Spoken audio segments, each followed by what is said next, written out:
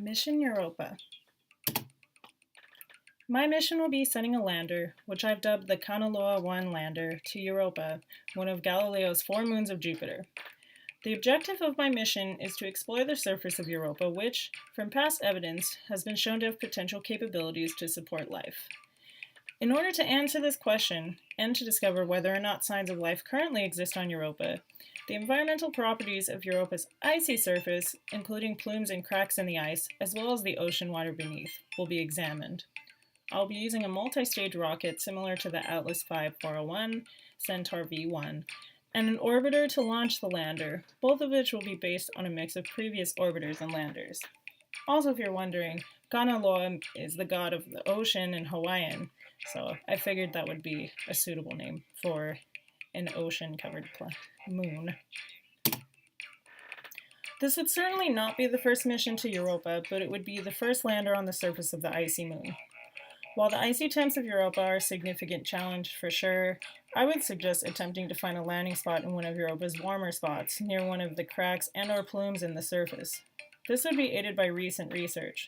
Scientists at Caltech in Pasadena have compiled a map of Europa's surface heat using an Atacam Large Millimeter Submillimeter Array, or ALMA for short. The map to the right shows the variations in temperature in Europa, which are a result of the surface's ability to retain solar heat across the surface. The Atlas V 401 featured a Russian RD-180 engine, a liquid oxygen kerosene rocket engine with a 2-thrust chamber. This clean-burning engine had a 77.26 thrust-to-weight ratio and an oxidizer to fuel ratio of 2.72 and a thrust of 4,152. The Centaur had a single liquid oxygen liquid hydrogen engine, the Pratt & Whitney RL-10A42. Guidance, tank pressurization, and propellant usage controls for both Atlas and Centaur phases are provided by the Inertial Navigation Unit located on the Centaur Forward Equipment Module. The orbiter, which will transport the lander from orbit to Europa's surface, will use engines similar to that of the Mars Reconnaissance Orbiter. The Mars Recon Orbiter had an MR-107 engine, which utilized hydrazine propellant. The MR-107 could hold 1,187 kilograms of usable propellant and featured multiple thrusters for orbit insertion, burn, and trajectory correction maneuvers. The lander will feature engines similar to that used for the Viking landers. The Viking landers each use RS-2101 monopropellant hydrazine engines. The engines carried 85 kilograms of propellant with purified hydrazine to prevent contamination of the surface of Mars. In order to propel out of orbit, an engine with 4 rows of 3 nozzles each achieved 32 newtons of thrust. The 3 engines used in landing had 18 nozzles that allowed for throttle from 276 to 2,667 newtons. The power systems. The orbiter will have a power system similar to that of the Viking 2 orbiter, which you can see to the left. The power was provided by 8 1.57 by 1.23 meter solar panels, 2 on each wing. The solar panels were made up of a total of 34,800 solar cells and produced 620 watts of power on Mars. The orbiter also had 2 nickel-cadmium 30 ampere-hour batteries for energy storage. The lander will have a power system similar to that of the InSight lander. The InSight has 2 10-sided decagonal solar arrays, each 7.5 feet in diameter, extending from opposite sides of the lander. The arrays are folded and stowed away until deployment. Before landing, they're stowed and folded on the sides until they're deployed. The InSight also has 2 rechargeable 25 ampere-hour lithium-ion batteries on the lander, which are used for energy storage as well. Like previous Mars lander missions, including InSight, the Europa Lander would communicate through NASA's Deep Space Network, a network of antennas placed all over the world that can receive data from the lander, relayed by the orbiter. The lander would send data via a 6U CubeSat similar to that on the InSight, which is a small satellite located within the lander. The orbiter would have a communication system similar to that of the Mars Recon Orbiter. Two-way telecommunications would be via an X-band at about 8,000 millihertz, which would be through a 3-meter diameter steerable high-gain dish antenna. 2 low-gain Ka-band antennas mounted on the high-gain dish are also available for transmission and reception. 2 transponders and 3 traveling wave tube amplifiers allow for maximum data rates of 6 megabits per second. For the payload, the orbiter for this mission, like the Viking orbiter, would be used mainly to transport the lander to Europa. Nonetheless, it would be equipped with the following instruments, like those on the Mars Recon orbiter: the CTX context camera, the HiRISE, which is the High Resolution Imaging Science Experiment, the Compact Reconnaissance Imaging Spectrometer for Mars, which in this case would be Europa, the Shallow Radar or SHARAD, and the Optical Navigation Camera. The context camera provides wide area views to help the context for high-resolution analysis for spots on Mars, which were provided by HiRISE and XRISM. With Europa, this would also help with finding the proper landing spot for the lander. HiRISE is a visible spectrum camera that, when used on Mars, was able to reveal small-scale objects in the debris and details of Mars geology, like canyons, craters, and layered deposits. With Europa, this would explore the icy surface and the oceanic environment beneath.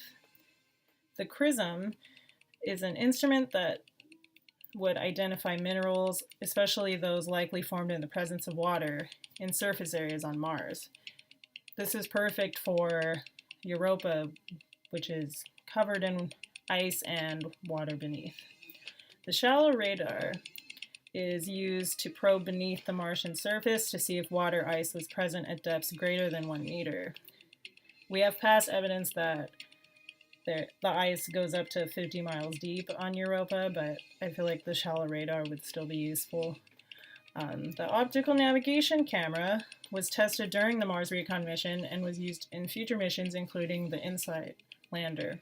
This camera, when used on the orbiter, was able to serve as interplanetary eyes to guide incoming spacecraft as they travel to the surface of Mars. Obviously, this could be used to help guide the lander to Europa. The payload for the lander would be similar to that of the Phoenix. The Phoenix lander carried a robotic arm and camera, which we'll discuss more in a later slide, thermal evolved gas analyzer, or TIGA for short, Mars Environmental Compatibility Assessment, or MECA, obviously this time for Europa, and a meteorology suite, or MET. The robotic arm on the Phoenix was about 8 feet long with an elbow joint in the middle that allowed the arm to move in all directions. The scoop at the end of the arm, also equipped with a scraper, was designed to dig trenches below Martian soil, including icy, hard soil. These samples would then be delivered to TIGA and MECA. My plan is to use this to penetrate the solid icy surface of Europa, test the surface water ice, and use the scoop to somehow collect water samples. The TIGA was made up of a furnace increased up to 1,000 degrees Fahrenheit and a mass spectrometer instrument. The TIGA had 8 tiny ovens capable of heating 8 soil or ice samples. As the samples heated, they would vaporize into evolved gases, which would then be transferred to the mass spectrometer for measurement of mass, as well as for concentrations of molecules and atoms. These experiments would help explain clues about the environment on Europa, the contents of the ice, and any possible biological processes taking place in the past or present. MECA contained 4 single wet chemistry labs and contained 4 single-use beakers for 1 sample of soil for Mars. The wet chemistry labs would determine the pH, abundance of minerals, and conductivity and redox potential of the soil. For Europa, this would be adapted to accommodate water samples, either in ice or liquid form. The MET used laser light pulses, or LiDAR, to record weather cycles on Mars. For Europa, this could help build on the aforementioned ALMA temperature data. Now we'll focus on the Kanaloa lander specs in particular. For the shielding, the lander will have an aeroshell similar to that used for the landers in the numerous NASA Mars exploration missions. This included the heat shield, which in this case would be a shield to protect from Europa's extremely cold climate, and the back shield, which carries a parachute to help the lander reach the surface safely and with little impact. Here in this diagram you can see in more detail how the aeroshell looks.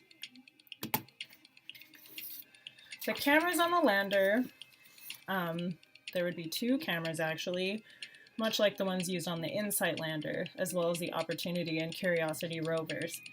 The first camera, the Instrument Deployment Camera, or IDC, is located on the robotic arm of the lander. It provides a 45-degree panoramic view of the landing site and its surrounding areas, and can be pointed in any direction by scientists. This helps to aid scientists in knowing where to place and utilize scientific instruments. The second camera, the Instrument Context Camera, or ICC, is located on the body of the lander below the deck, facing where the lander would be working with the robotic arm. This camera creates a fisheye 120-degree wide-angle view of the area. Both cameras generate images 1024 pixels by 1024 pixels, which can be combined to create a larger 360-degree image of the surface. Making the journey to Europa a reality. In conducting my research for this project, I discovered that NASA is actually planning an orbiter to Europa, the Europa Clipper, which is slated for launch in 2025. It is exciting to anticipate all the new discoveries this will bring, and the future projects it will likely spur. Perhaps something like the Kanaloa liner will be sent to the surface in the future.